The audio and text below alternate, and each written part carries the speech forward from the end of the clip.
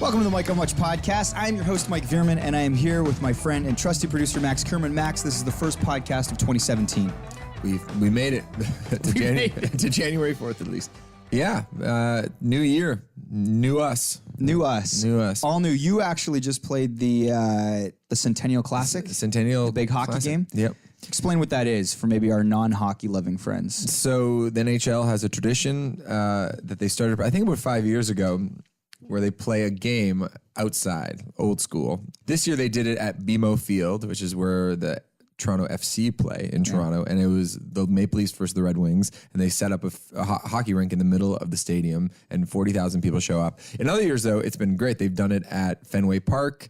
They did it in LA one year. I think they've also done it in Chicago.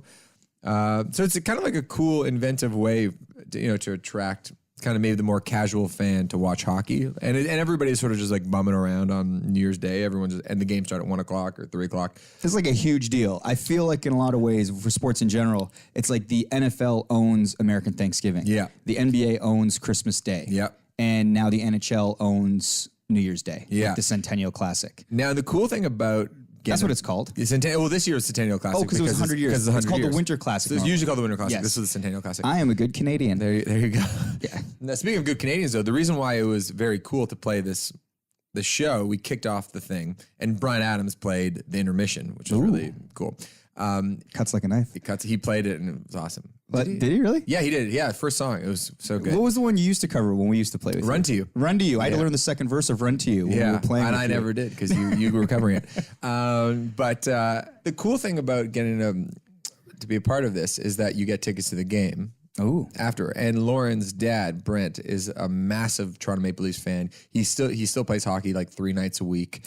I just went to the family skate that happens every Christmas where his hockey team brings out all like the wife and kids, and everybody does like a game of shinny together. Yeah.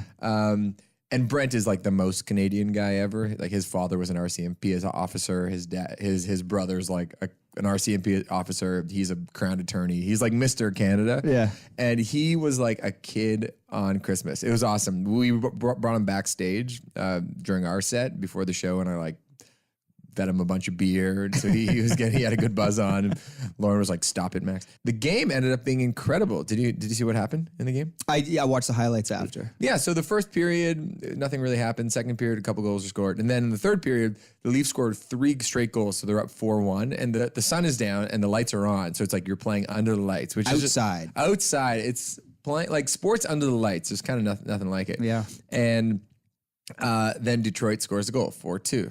Okay, 4, and then they scored another one, 4-3. So everybody's getting really nervous. With 1 second left, Detroit ties the game, 4-4. Yeah, goes into overtime. Now, overtime hockey. For anybody listening to hockey, they're like, "Yes, we know this," but I'm going to tell you because you probably don't know. Goes to 3-on-3 hockey. I thought it's 4-on-4. No, I think it used to be 4-on-4, and they're like, "Screw it." Wait a second, this is a new thing? I think in the last couple of years, it's 3-on-3. Man, yeah. I've been too busy watching Andrew Wiggins dunks. Yeah, no, it's a 3-on-3. And 3-on-3 hockey is incredible because there's literally a breakaway on every play. It's like, when we play shinny hockey and nobody. When we play, as if we've ever done it more than once. We did it once last week. Last week? We'll get to that story. Okay, so it's like everything's a breakaway. The ice is wide open. There's literally like 5 straight breakaways from either team, and then Austin Matthews scores the game winner, and Austin Matthews is the golden child of Toronto now. I saw that you wore an Austin Matthews t-shirt. Yeah, well, your brother told me I had to wear it because your brother loves hockey and also is sort of my fashion advisor. Right. And so he gave you the good advice. Yeah, it was cool because it was kind of like one of those funny knockoff T-shirts you'd get. Like it looked like it's like a print, like a kid's T-shirt. Yeah, it looked like a kid's T-shirt from 1984. Yes. Even though it must have been printed in the last 6 months. Totally. So I got a lot of compliments on that T-shirt too. That's good. I also, and just in defense of my brother, who, like you said, is your style guru. Yeah. No. This goes back to the Facebook Live we recently did, where you called him and Al messy roommates. Oh yeah. They were none too pleased, Max. Well, that's all I heard about over the holidays is that we gave you a platform to besmirch their good names as roommates. I don't think Al cared about it. I think that you're underselling Al's anger. Really? They both feel that you are just as messy, if not more. Listen, I didn't say that I wasn't messy. I said I'm messy too. I'm just saying they're also messy. And somebody has to be the alpha dog in the house to say we need to clean that up. Because if there's 3 guys who don't give a shit, which is actually the case, you'll be living in squalor. We'll be living in squalor. So somebody, like when I lived with Jug and Julian, Jug was like the grumpy old guy who'd be like, clean up your shit. And and Jug's annoying for doing that, but I'm glad he did it. Someone has to play that role. Someone has to do it. Quickly back to the classic, which I think a lot of people care about. When you're prepping or gearing up for a gig like that, is there anything like, do you have a sense of awe and appreciation for what hockey means in this country and for like your fans in particular who might be hockey fans? And it's a big gig, right? Yeah, it's totally a big gig. Okay, here's the thing is that whenever we go into anything like this, we're always asking a lot of questions to the people putting on the show, you know, what the stage is going to look like, where are we performing, what time is it, what are the camera angles going to look like? There's a lot of conversations that go into putting on a show, even if it looks totally simple, like just a band rocking out in a parking lot, which is ostensibly what it was, because it was like the pregame festivities. And we were pretty confident that it would go well because the game was already sold out. Toronto's like a good market for us. There's going to be a lot of people watching on TV, but there's always some variables that you can't control, i.e., what if it's a terrible day? What if it's like, you know, -20 and gray skies out? Can't get your fingers working on the You can't get your guitar. fingers, but not even that. I don't really care about that. It's more about like, are we going to be playing to an empty parking lot? And is it going to look terrible on TV? So we had went in, we told the TV crew, it's like, worst case scenario, keep these shots like tight. Like, I don't want to see an inch of like concrete from the parking lot on the screen whatsoever. And so like we were planning, and let's like assume that it's going to be, you know, gray skies. Like, how are we going to make it, like, maybe there's colors we can wear to make the performance pop. Anyway, turns out that it was you couldn't ask for a better day on January 1st. It was like, I think about wild. It was like 1 degree. It was totally blue skies. People were in the best mood. The gates opened at 10. We ended up playing at about 1:30. It was packed. Wayne Gretzky opened for us, actually. What did he play? Yeah, he played Cuts Like a Knife. No, he did a Q&A on the stage where we were going to play. Holy shit. So, of course, I made a joke saying, I'd like to thank Wayne Gretzky for opening for us today.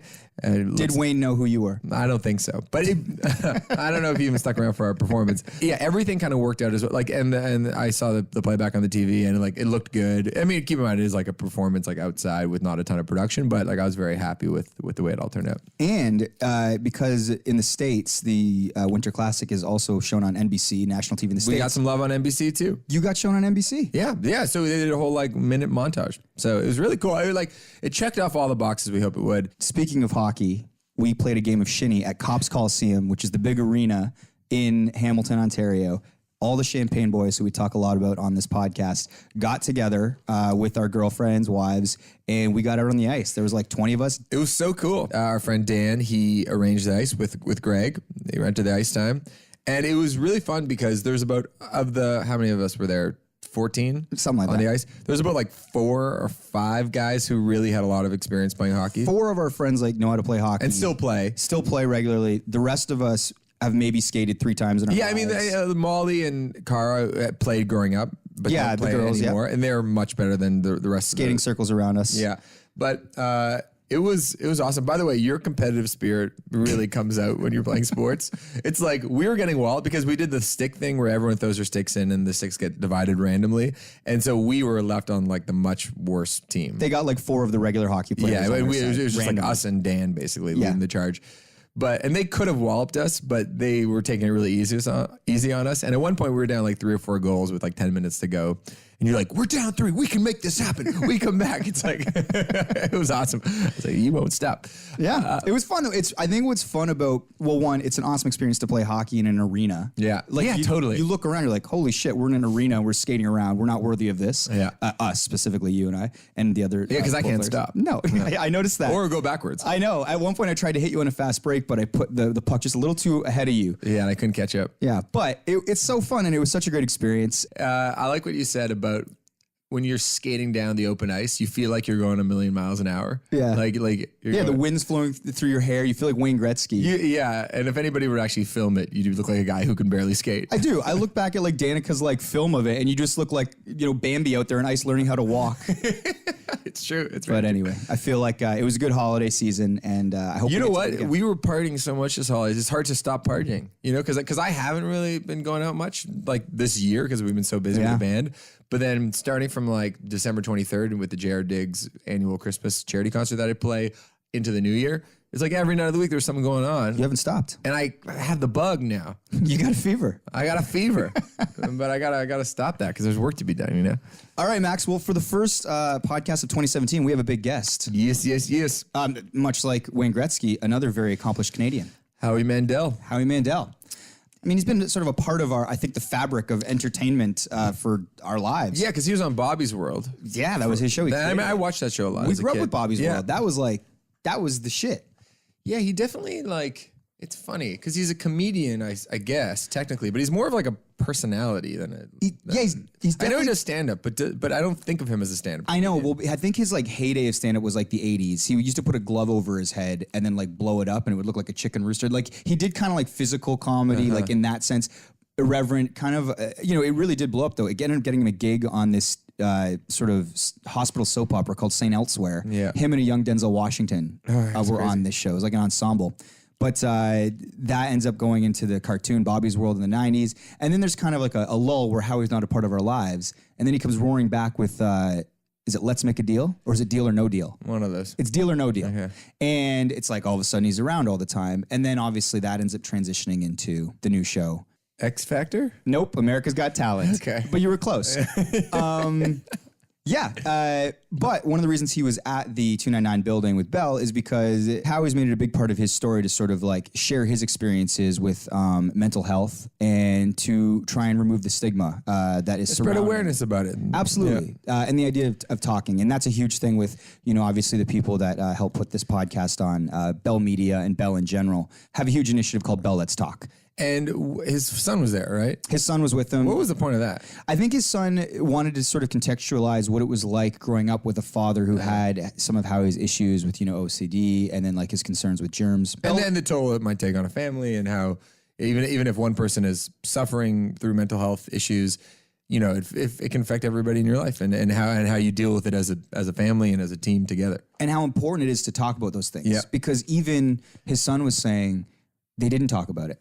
It wasn't until later, and then how he felt comfortable talking about it, and sort of, he tells a story about how he was on Stern, and he wouldn't touch the doorknob, and they sort of made a big thing about it, and then he was sort of really freaked out about, everyone's going to know that I have this sort of, affliction, but then it became a huge part of his story, and he decided to own it, and he's talked about it ever since, and I think that's made it, a more healthy experience for him and other people that might be suffering from the same things. I know there's a lot of work to go when it comes to this subject, but I was just listening to Bruce Springsteen podcast. He was just on WTF. Yeah, I started it. Really good. And most of the episode, he's just sort of talking about his father's mental health issues, his depression, and how for a long time it just wasn't talked about. And you think about, past generations and, that our parents would have grown up 60s, 70s, 80s. It was just something that people didn't really know what to make of or just wasn't discussed. So it's really great, I think, to see people who have a profile on a platform, Howie Mandel or Bruce Springsteen, talking about what they've learned from living a life where people weren't talking about things and how things could get better when they sought real treatment. And I think that's sort of the goal of Bell Let's Talk. And I think just talking about any of these things in general, because it does help remove the stigma the more we talk about it. Howie likes to say that, if you're going to leave the office at 3 p.m. to go to a dentist appointment for an hour, nobody's going to bat an eye. But if you need to leave and go to your therapist, he's like, they might not say anything, but there might be some people in your office that maybe go, oh, they kind of make a little mental note. We need to remove the fact that going to get your mental health checked up is no different than your teeth or anything in maintaining these things. It was a checkup from the head up. There you have it. But anyway, Bell Let's Talk is January 25th. Now, here's the question. New Year's resolution. When you think about just your personal sort of well-being and growth, are there things that, just because it's the new year that you think, okay, these are steps I can take, just to be the best version of myself I can be? Are there things you've been able to sort of identify in yourself that, probably could use more tending to? Absolutely. Yeah, I think so. I think that we all it's interesting that we wait until January 1st to reflect on those things. Yeah. Because it's something that you want to sort of have a mental upkeep throughout the year. And it's almost but we always have markers and new beginnings and there's ways to do it. But absolutely, I have a list a mile long. I do. Yeah, I definitely find that the older I get, the more conscious I am of it. I'm able to contextualize and understand when I'm stressed out, what the cause of that is and what the root of that is. And how you can amend it. How you can amend it. Yeah. And there are a lot of things I find just have to do with, at least for me personally, is like getting a good night's sleep and a good diet. Like those two things are such a great place to start. Because as soon as when you're not getting sleep and you're eating like shit, then your body just physically isn't able to cope with a lot of things thrown at you. Like I can't even have a conversation with somebody if I'm like tired or a little bit hungover or just ate up like 6 Big Macs or something like that. Like, just don't bother me right now.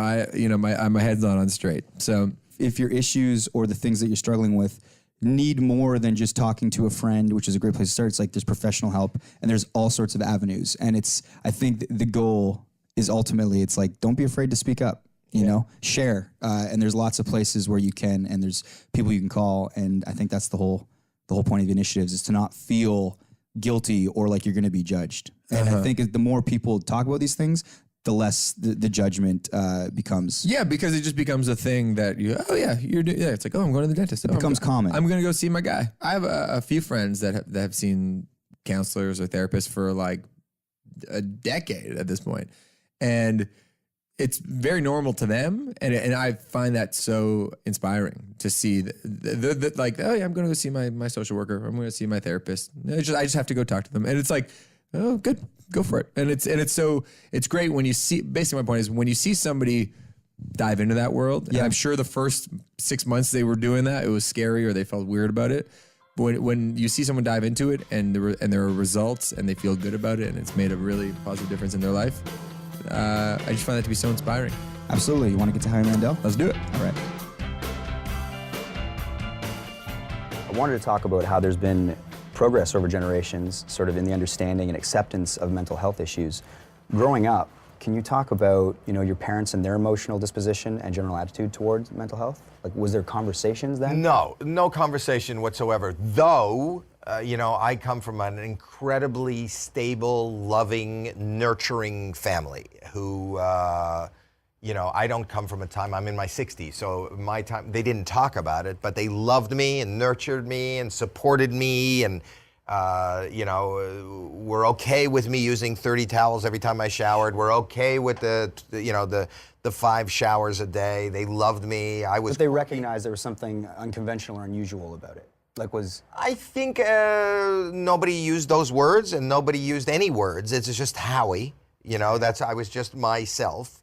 And that's how it was for years and years and years until I was in my 40s, and I'm sitting here today with my son who would tell you the same thing, that was just our norm.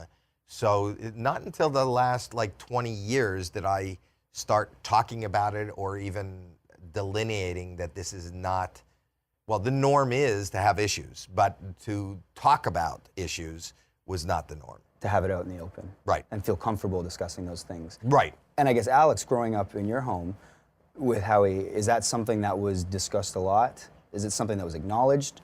Not at first at all. And what he would say is the same thing, is it was normal to me. That's how, I was, when I was young, everything that he was doing and the differences and the way he would teach me to do things and to not touch certain things, that was very normal. It wasn't till I was older and in school and other people were telling me, my friends were telling me that things were not normal, that this is not the way that they were taught or anything like that. They were telling me that my dad was quote unquote crazy and this was just a different thing. So that's when I started to realize that maybe other people weren't raised the same way I was, and it wasn't like that. But it wasn't until I was a little bit older that we actually started talking about it until, and I was dealing with my own things as well with ADD and anxiety and problems in school and things like that. And that's when not only did I learn to start to cope with his and he started talking about, but I learned to talk as well. When you mention, your friends are like, oh, your dad is quote unquote crazy. Is that something you go home and go, hey, what's the deal with what I'm hearing? Or is that something you sort of eat and don't say anything about? I didn't really say anything about it. It was just kind of, I didn't really know how to deal with that or why my friends or their parents were saying that my dad was crazy. I mean, he was totally fine to me. This is what I was raised with. This is what I know. But I don't think I ever went home and told you. I mean, we started to, but not really. Were you aware that maybe he was dealing with people saying those things? No, because I didn't think, I was so in my own little insular world, battling, survival, my own personal survival, in as far as, making sure that not only did I not, which is a small part of it, but touch anything with germs, that nobody, part of as a father with a young boy, potty training him. Sure. Part of the normal curriculum was not only do I teach how to go in the potty, but without touching anything. Yeah. Without touching in a public restroom. He's like, right now, I bet you, that, Alex, I'm not saying this because you're here and because I'm proud of you, that I think that if Cirque du Soleil, if anybody was casting Cirque du Soleil, if they met you right, they'd cast you right now. Because he can do things with his foot and elbow that nobody, and that's just the way he was trained, and didn't know that that was... peculiar or unconventional? No, and it was just healthy. So I didn't think about that, I just thought about, how do I keep him healthy? How do I keep me healthy? This is what I'm going to do. And I also looked at the rest of the world, like, how can you pick something up? We all heard the 5-second rule. Definitely. How can you pick something up from the ground and eat it? And why do you think that whatever's going to get on it waits 5 seconds? What piece of bacteria is counting, going, I'm about to glom onto that. Give me 1, 2, 3. They picked it up. I didn't get onto that. So I always thought the other way was crazy. Yeah. Until I went and sought therapy, forced to, because the people around me were under too much pressure to live a life that they couldn't live up to. My wife and my kids, and I was asking a lot of people. By those sort of impossible standards. It's hard enough to potty train a kid. Try to potty train a kid with no hands. Yeah. In addition to television, you do something like 200 shows a year. live. Live, yeah. How is the desire to work and sort of perform related, do you think, to your OCD diagnosis? Well, I love what I do. Out of all the different things I do, stand-up comedy is my favorite, and that's because it's live. There are no marks to hit, no lines to recite, no editing to be done.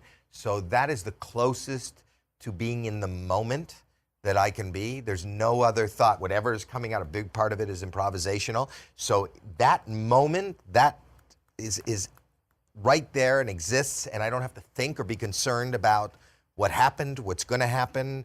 It's the clearest I can be in the now, number one. Number two, it's so immediate. I'm out there in front of people that I end up doing television for, producing for, writing for, and unless you're in front of those people and getting a sense of who they are and how they react, I don't think you know. I think you can live in a bubble in LA or even Toronto or New York and think, oh, this is how people, this is what they'll like. Well, you know what? That's not the world, and this is not what they'll like, and I'm out there in the world each and every day, or each and every week at least. Mm-hmm. When it comes to showbiz, you now have a YouTube channel that's blowing up. You've done work with Howie. How do you find, does the Mandel name, does it help? Does it hurt? How do you find it's affected sort of your ability to do work and go forward and make a name for yourself? I mean, it definitely helped. I started doing TV, and of course that helped a lot. It would help me, anything you could do to get in the door is really what you have to do. As long as you don't touch the doorknob. As long as you don't touch the doorknob. But I think for YouTube, one thing that I'm also loving about it, it's not that I'm trying to get away from that name, and I love any opportunity I have that we can work together is great. But one thing that I love on YouTube is because it's such a worldwide audience, they know him and stuff like that, but I've done collaborations through other YouTubers, and that's how people find me. And then I'll do a family dinner, and a lot of comments come in. They go, I had no idea that was your dad, and stuff like that. It was, I do need to somehow feel like I've found my own identity on there as well, and that's... And he definitely has. The truth of the matter is, I questioned it for a long time. I did not understand his business. I didn't understand what he was doing. I knew he was being creative, but I thought, I'll be totally honest with you, I thought he was just wasting his time and not having fun. I had no idea what was involved in what he was doing, because I did see the downside of it. I saw that, he would get in trouble legally. We would be barred from restaurants and malls because he stopped an escalator, and if you go check it out on YouTube, Alex Mandel's escalator prank, you'll see it. It's got over 1 million hits. and I didn't even realize how you get paid and how you make money and how this is even a job. I saw him being offered jobs from people that I knew because they were aware of what he'd been doing, and him turning down contracts and jobs and a position. And I go, what are you doing? So you can go, drop a water balloon from the top of a building and put it on YouTube? Like, why is that even a job? What I did learn is my job's going away. That is the way of the future. And digital, and I'm sitting here on a podcast telling you that. Yeah. I wouldn't know what a podcast when you're not doing radio. I would think if he was doing something like that. So he's kind of taking me and teaching me. And my name does not really, hold any weight in the digital world. In that world. At all. Because there's no he's in that gatekeeper. world. So he's not really using me, and he's not really, whatever success he has, and it's a tremendous amount of success, he makes far more money than I ever made at his age. And I was on a series at his age. I was on St. Elsewhere at his age.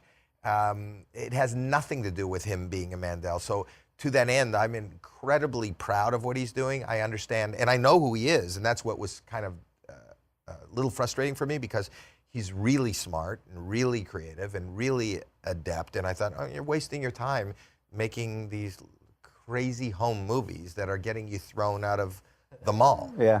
Little did I know that it's worth a really big paycheck, and he is not only making that money on himself, but what you don't know is he's revered in that world, and a lot of his work and a lot of what he makes is behind the scenes with some of the biggest people that are on YouTube. Yeah. I guess I just wanted to finish with sort of back to the mental health issue. How far do you think we've come in sort of ending the stigma surrounding mental health, and how far do you think we have to go? I don't think we're even close. I think that we have opened that can, and now we got to dump out all the worms. Because, the fact that here in Canada we have this campaign, and there are campaigns that exist in other parts of the world, but the truth is that, most people in most of middle North America, and I'm sure through Europe, are embarrassed by mental weakness. The ability to be able to, whether you're smoking, you're drinking, you're self-medicating, whatever it takes, and how you're hurting yourself to kind of get through a day, those are all mental health issues. And if we could just be open about it and take care of it the way we take care of our dental health, I think this would be a better world. Thanks for your time, guys. My pleasure. Appreciate it.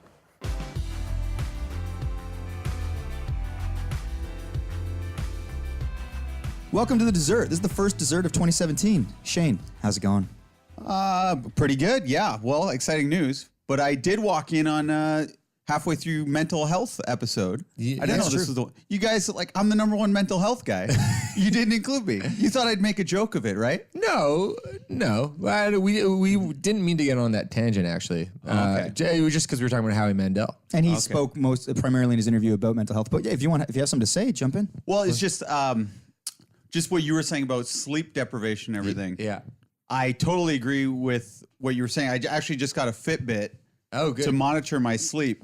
But there was a period in my life where I lost so much sleep that I had to go to a doctor, and I was kind of like losing my mind. And the doctor diagnosed me, no joke, with schizophrenia. What? Because I was so out of it from lack of sleep. This was in the period when there was a period in my life where I thought if I tried every drug, it'd make me very creative. And then Steve Jobs, there was this quote going around on Facebook or something that said he tried acid and it made him want to invent Apple or without it or something. So it was like, I want to invent like Apple. $1 million company, $1 billion company. I like how when we read things, we just pluck what we want to hear. It's like Steve Jobs did acid and he became a billionaire. It's like, boom. It's like, remember that time you read about the guy from Kiss? He went on a candy bar diet or cake diet and you were eating like candy bars. Paul Stanley said he's like only ate like cake and candy for a year and he would never been more fit. I'm sure he didn't say that, but I plucked what I wanted from that quote. It's also probably a lot of heroin and other drugs. Yeah, and he's and then when he candy. remembered to eat something that wasn't heroin, it happened to be candy. But yeah. It seemed to work for you though. It was a good year. Yeah. I probably got dumped or something too, so I was like not eating properly. But so I took acid once in my life, and just for anyone out there who's maybe has mental health problems or whatever, and is thinking about taking it or sleep deprivation or anything, do not ever take acid, because if you're an inward thinker, it screws you up so bad. And when I went to the doctor after I took it, I hadn't slept in 3 days straight. Oh, God. They prescribed me with a thing called Seroquel, which knocked me out for 48 hours straight. And then it took me 4 months to get back on Knocked track out for from there. 48 hours? That's like I woke up. clinically dead. Yeah, luckily at the time I wasn't in school or had a normal job. That was a bad 4 months. I remember you during that period. Yeah, I got a condition called depersonalization, which is a crazy thing where everything feels surreal. But yeah, I was just gonna say, don't do drugs, kids. Yeah, it's That was the main thing I wanted to touch on for a second. Do you have any New Year's resolutions for how to maintain a healthy lifestyle? Just sleep, like what you were saying. I walked in just as you were saying sleep and diet. So true. I got my first 7 hours sleep probably in a month and a half. Oh my God. Last night. And luckily I have a wife who gives me like a 20-minute massage now every single night so I can sleep. And What? Hold on a second. I have to meditate every night. Well, I get the meditate, but she massages you for 20 minutes. Because it's been like tearing me apart, not sleeping. Oh, wow. That's very nice of her. Man, if I don't get, like, you haven't got 7 hours in a month and a half. I'm like you when you were saying you can't talk or think or do anything. If I'm mildly hungover, haven't slept, it's so hard for me to function and I get irritable. Yeah. If I don't get like 8 hours, Wow. Yeah. yeah. I probably average, since I moved back to Hamilton, commute 5 to 6 tops. Here's a question. You guys both have to commute in. Is it worth it? Like I know, because there's a trade-off for you two. I think, but you guys having to get on that go bus every morning. Like, where are you guys at now with that? Well, I think Shane is adjusted. I don't know if you're being more responsible, but I feel like I'm still in the thing where I don't want to sacrifice. So like, let's say like I get home at 8 o'clock. If I want to get an 8 hour sleep with the turnaround, it's like I should probably go to bed within about an hour and a half, right? Yeah. Really, if I want to get real sleep. But stubbornly, I'm like, no, I'm not going to alter my life. I'm going to watch a movie and then I'm going to stay up and I'm going to like I want to live my life. So I'll stay up till midnight. And then it's like I'm not sleeping till like 12:31, and then I'm up at 6 to get on the train. So it's like until I fully adjust to like, oh yes, you get home at 8 and you go to sleep at 10, and that's what you need to do. I'm still sort of stubbornly not acquiescing to that, but I think in the new year that will be a goal for mine, because I think you've adjusted pretty well. Just in the last month, like I used to be like you, going to bed, getting into bed maybe 12:31, finishing the movie. Now at 10:30, I kind of have like a little alarm that goes off that says it's getting in the danger zone. Be in bed by 11, get the 20-minute massage, put on the meditation, and then fall asleep to relaxing music. And I stopped falling asleep to anything with chatter, because the chatter was waking me up and permeating into my thoughts. Your brain's still active. And then I would wake up and I was essentially having a conversation all night. Whereas with the music, I'm just asleep. Do you use Headspace meditation? I do. Yeah. Yes. The nice British guy just telling you it's going to be okay. Yeah. I find it very hard to do, but Yeah, me too. I find doing it it. hard, but I feel like it's it's a good example of how you just need to be reminded over, because with this app, it's called Headspace. It's basically 10-minute or 15-minute meditation, and there's a British guy who's like walking you through it. So it's like he's like, okay, now think about your breath and think about your breath going from the top of your head all the way down. And it's basically the same thing every day, but he says little things that remind you, like, okay, remember to do this over the course of a day. And I'm like, oh yeah, I'm glad he told me that. Because being reminded is very important. I really like the animations. Oh, the animations are very good. You're watching the cars drive by. You're just an observer. Yeah, it's really And good. I like how it's not about removing your thoughts, because at first I thought that's what meditation is, where it's like, just being okay with them. yeah, it's just letting your mind go. And it's really helped me have restful sleeps. I recommend it. It's a free for the first like 10 episodes, and then there's you can sign up for a subscription. But it's How much is the subscription? I just finished my first 10. I think it's like $10 a month kind of thing. I'll do it. Yeah, it's totally worth it. Like I signed up for it just because it's like, hey, you don't put a price on your mental health. So. Don't put a price on your mental health Yeah. is, I think, a good thought. Yeah. To part with that. Shane, what's been going on in your life?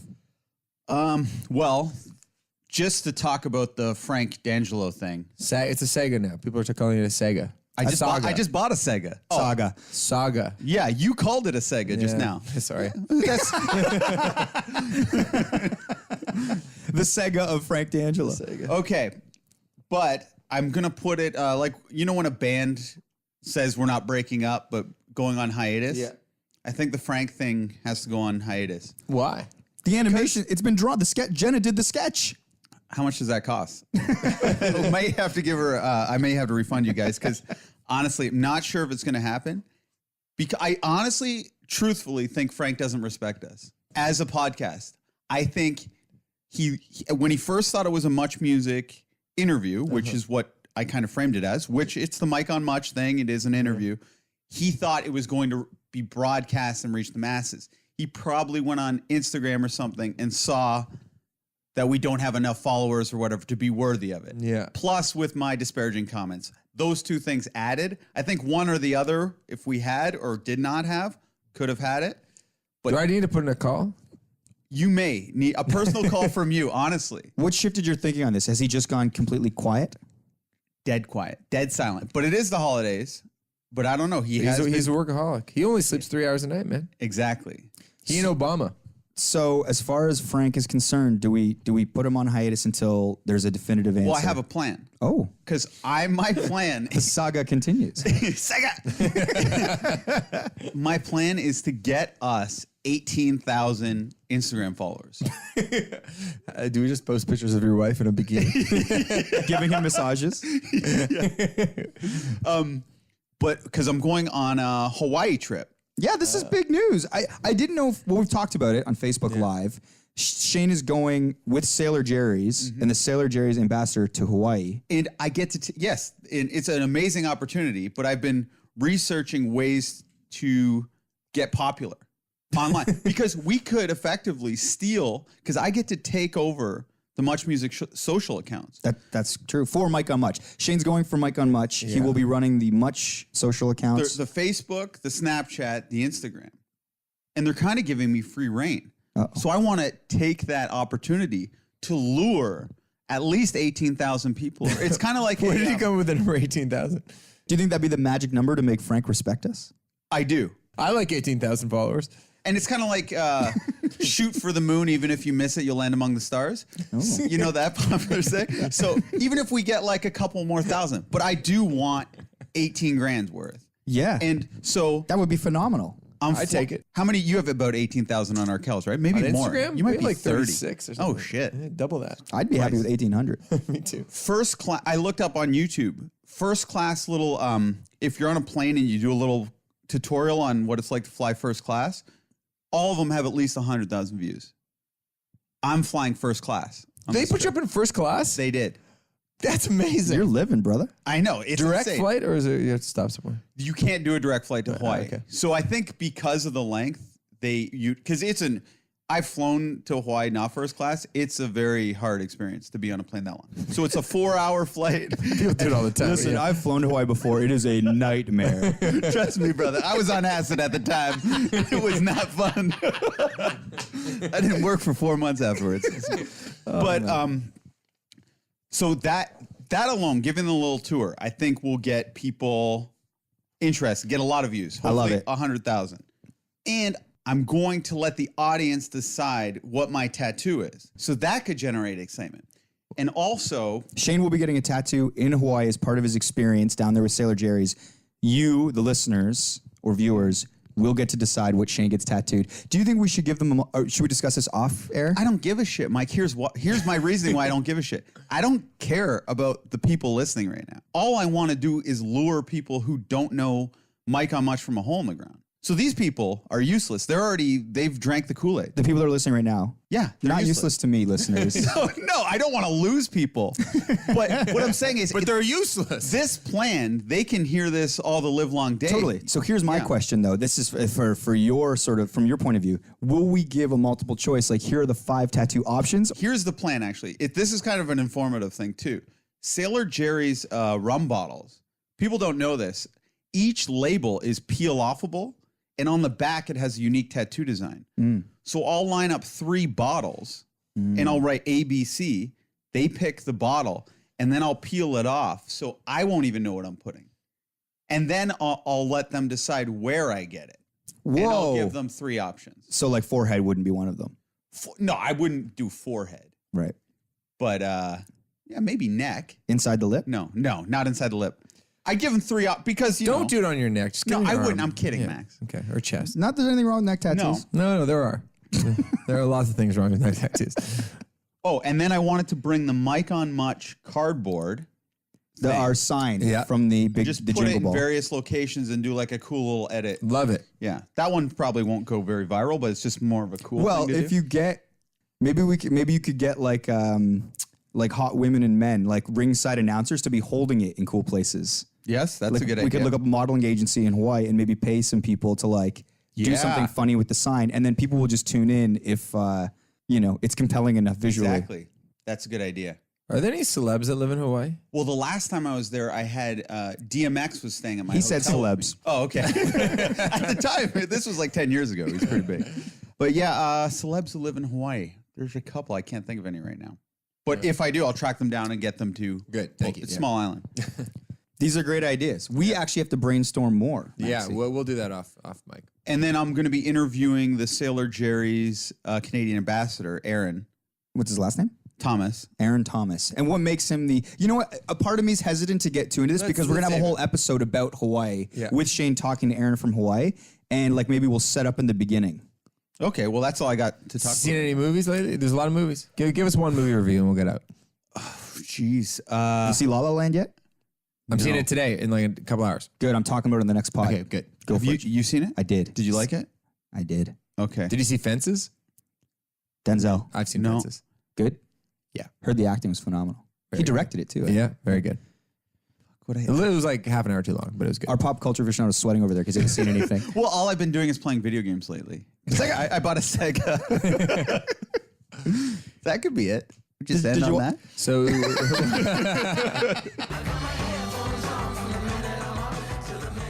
That's it. That's all. That's our episode. First one of 2017. first one, thank you guys for tuning in. Please subscribe to the show on iTunes. Leave a comment in the ratings. Tell your friends about it. Follow us on social media, Instagram, Twitter at Mike on Much. All the artwork's done by Jenna Gregory. You can find yourself at jennasdoodles.com. We're looking forward to a great year here at the Mike and Much podcast. Thank you for your support. Shane's going to Hawaii. We're going to have lots of great guests in the new year. See you next week. If we don't die on the weekend. Aloha.